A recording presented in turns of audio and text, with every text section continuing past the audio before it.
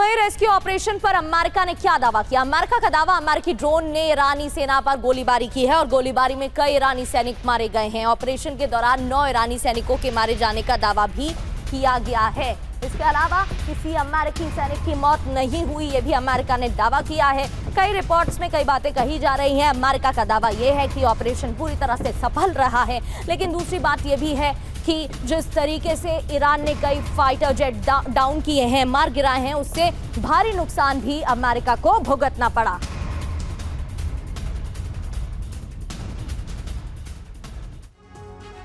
Rescue operation में US को नुकसान कितना हुआ है, आईआरजीसी ने इसको लेकर क्या कहा है? पायलट के रेस्क्यू ऑपरेशन को नाकाम कहा आईआरजीसी ने।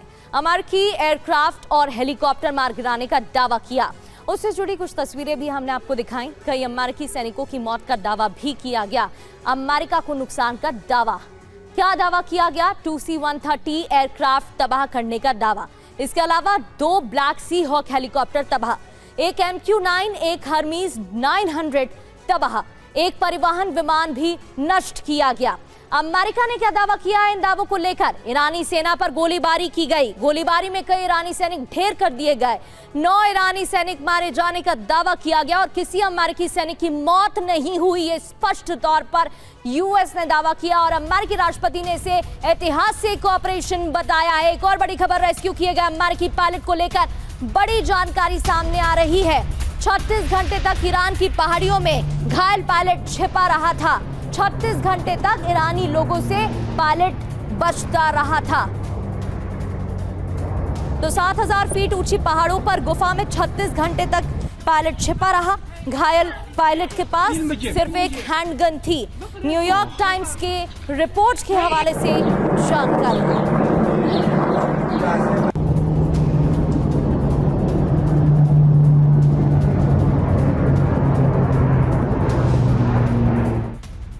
और ईरान को हथियार दे रहा है रूस। इस वक्त की बड़ी खबर, रशिया मदद कर रहा है। रिपोर्ट में बहुत बड़ा दावा, ईरान ने रूसी वेपन में यूएस विमान को गिराया। रूस ईरान के बीच हथियारों की डील।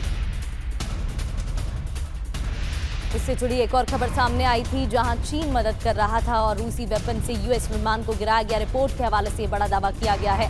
तो ईरान का वार, यहाँ पर रूस का हथियार जिसकी वजह से ये संभव हो पाया, ये तमाम चीजें अब सामने आ रही हैं। पहला पर्दाफाश क्या है? यूएस F-15E फाइटर जेट को रूसी हथियार से गिराया गया। पर्दाफाश नंबर 2, रूस की K-333 बर्बा मैनपैड मिसाइल का इस्तेमाल किया ईरान ने। ईरान और रशिया में 4500 करोड़ की हथियार डील हुई है। 4500 करोड़ रुपए की हथियार डील हुई है। और चौथा पर्दाफाश, ईरान ने रूस से 500 लॉन्चर, 2500 मिसाइलें खरीदी हैं। पांचवा महत्वपूर्ण पर्दाफाश, कम ऊंचाई पर उड़ने वाले विमानों को नष्ट करने वाले वेपन उपलब्ध कराए हैं। जंग की शुरुआत से पहले ही दोनों देशों में डील हुई थी, ये भी जानकारी मिल रही है। रिपोर्ट के हवाले से दावा, ईरान को आभास था कि अमेरिका हमला करने वाला है और इस बीच रूस के हथियारों से मदद मिल रही है। मनीष लगातार हमारे साथ बने हुए हैं। मनीष, मिडिल ईस्ट में डोमिनेंस को लेकर लड़ाई पुरानी है। अमेरिका का डोमिनेंस किस तरह से रहा है वो सभी जानते हैं और फिर युद्ध की शुरुआत, जो बयान सामने आते हैं और क्या रोल, क्या भूमिका है, ये भी सभी जानते हैं।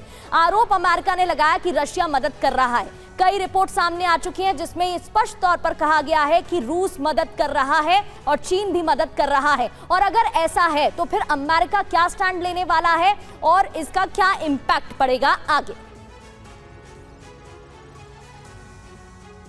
देखिए, सबसे दिलचस्प बात यह है कि मिडिल ईस्ट की अगर आप जियोपॉलिटिक्स को देखें तो यहाँ पर पहले से ही रूस और अमेरिका 2 प्लेयर थे। अब चीन ने भी इसमें काफ़ी दिलचस्पी दिखाना शुरू कर दिया है और जो अमेरिका के खिलाफ या कहीं वेस्ट के खिलाफ जो गठबंधन बना था, जिसमें कि रूस, चीन, ईरान और नॉर्थ कोरिया था, तो इस जंग में ये साफ तौर पर दिख रहा है कि ईरान की मदद के लिए अपने अपने तरीके से रूस, चीन और नॉर्थ कोरिया सभी मदद कर रहे हैं। कहा जा रहा है कि ईरान के पास जो लगातार मिसाइलों की सप्लाई हो रही है, इसके बावजूद कि अमेरिका और इजराइल की तरफ से इतने सारे अटैक होने के बाद भी जो मिसाइलें ख़त्म नहीं हो रही है, उसकी वजह है कि नॉर्थ कोरिया की तरफ से लगातार मिसाइलों की सप्लाई हो रही है और वो भी चीन के रूट से वहाँ तक पहुँचा जा रहा है। वहीं दूसरी तरफ आप देखिए कि जो बात मैं आपसे कह रहा था कि ईरान के मिसाइल बहुत ही स्पेसिफिक लोकेशन पर टारगेट कर रहे हैं, तो इतना एडवांस नेविगेशन सिस्टम ईरान के पास नहीं है।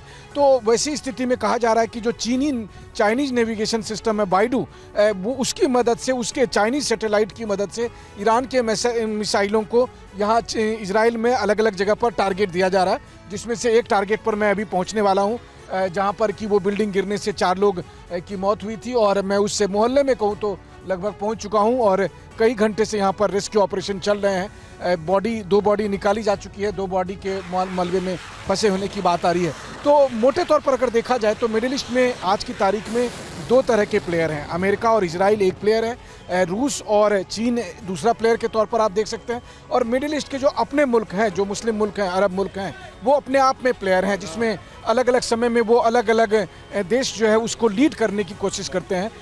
ईरान को लगता है कि वो मुस्लिम देशों का खलीफा बन जाएगा। सऊदी अरब को लगता है कि आज की तारीख में बेपनाह दौलत उनके पास है, वो खलीफा बन सकता है। मक्का मदीना के साथ साथ वो स्ट्रेटेजिक तौर पर भी खलीफा बन सकता है। दुबई वालों को लगता है कि अब उनके पास नया पैसा आ गया है, वो खलीफा बन सकते हैं। टर्की तो अलग से ताल ठोक ही रहा है। इससे पहले इजिप्ट को हमने देखा था, कर्नल सदात से लेकर अल सीसी तक, वो भी सपना देख रहे हैं कि हम किस तरह से खलीफा बन सकते। तो ये आपसी वर्चस्व की भी एक लड़ाई है, और इसीलिए देखिए दिलचस्प बात यह है कि ईरान इस वक्त अरब देशों पर हमला कर रहा है, मुस्लिम देशों पर, और इजराइल पर हमला कर रहा है। इजराइल और अरब के बाकी मुल्क एक कतार में खड़े दिख रहे हैं, एक साइड में खड़े दिख रहे हैं, और ईरान उनका दुश्मन बना हुआ है। तो ये मसला केवल शिया सुन्नी का मसला नहीं है, ये मसला असली मसला है वर्चस्व की लड़ाई के लिए। और इसीलिए आप देखते हैं कि एक शिया प्रभावित, एक शिया मेजॉरिटी वाला ईरान जो है वो हमास जैसे सुन्नी ऑर्गेनाइजेशन को मदद करता है ताकि इजराइल को नुकसान पहुंचाया जा सके, और मिडिल ईस्ट की अपनी जो राजनीति है उसमें, वरना आप सोचिए कि कहाँ ईरान कहाँ इजराइल। ईरान 2000 किलोमीटर दूर है इजराइल से, और तब दोनों एक दूसरे के जानी दुश्मन बने हुए हैं। जबकि इजराइल के बॉर्डर पर जो जॉर्डन है उसने दोस्ती कर रखी है इजराइल के साथ।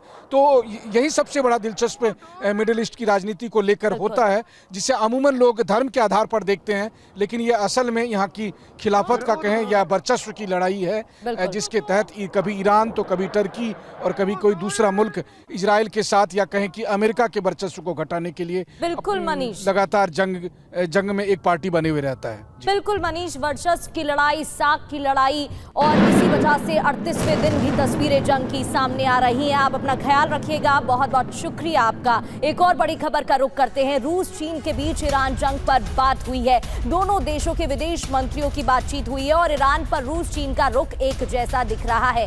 रूस चीन ने अमेरिकी हमले को उकसाने वाला हमला माना है। दोनों ने राजनीतिक बातचीत पर जोर दिया है।